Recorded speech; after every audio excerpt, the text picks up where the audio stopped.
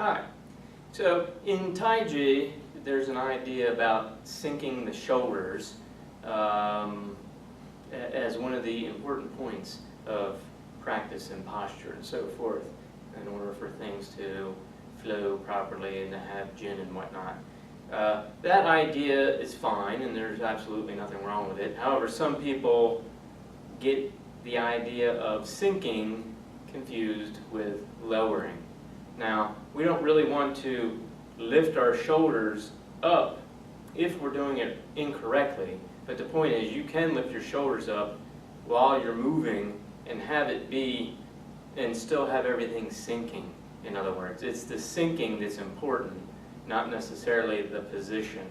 Now, it may be that with the shoulder down, that this area is better consolidated and you may have a more, your structure may be more physically sound. But even with the shoulders up or in an odd position, as long as the area is sinking, you can still have plenty of jin. I'm going to give an example of both lifting the shoulder and lowering the shoulder, both of which involve an upward position, and just contrast between using Li, regular brute strength, and getting stuck with that versus having everything sinking, whether my shoulder's up or down, and moving it in the other direction.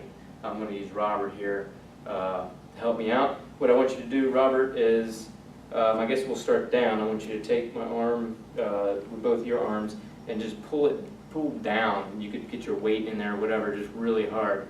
And so he's pulling down, and if I just try to start lifting my shoulder up, it's a struggle, and I can get it up little by little, but it's uncomfortable, and there's a big struggle. Go ahead, pull down. My hand's actually getting numb, but really just because of the force involved here.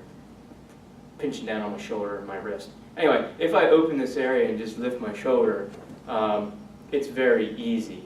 There's no struggle involved. This area stays open and sinking, and I can move it freely.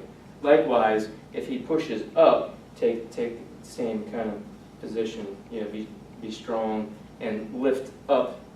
Push up into me, right? So he's lifting up, and you can push up a little more if you want, and now it's getting me light on this side. This is all scrunched up in here, and stay strong. And if I'm pushing down, I really can't mount strength. It's quite difficult. Go ahead and keep it strong. So yeah, he's starting to lift me up, and that's good. If I just open this and lower, it's again fine. My shoulder was up in the air. There was a big force on it, but I still had plenty, because it's open and because it's sinking, there's still plenty of jin there. The jin doesn't get destroyed just because my shoulders are up in the air. Again, for beginners, it's good to keep the shoulders down. In fact, as the shoulders sink, the arms can start to raise by themselves just from this idea of sinking, and it helps to get you to understand connections and proper flow and so forth. So definitely as a beginner, keep the shoulders down, but later there's no problem with any kind of direction you move the shoulders in. Okay, so I'm going to give just one other example that puts my shoulder in an odd position of kind of no strength, and where Robert's in a strong position. I'm going to be like this. Okay, and why don't you stand in a front-weighted stance and take my arm with both hands like this. Right. So he has me like this, and I'm out like this, and I can't move him at all like this. Okay. But again, if I'm kind of arched back too. So if I just keep open, extend it loose, I could just lift this up, and it's not much of an issue. Again, the shoulder is way out of whack here, and moving in a way that's not great for it or even strong from a conventional strength point of view. But by keeping everything sinking, even though the shoulder isn't lowered, it still works out okay.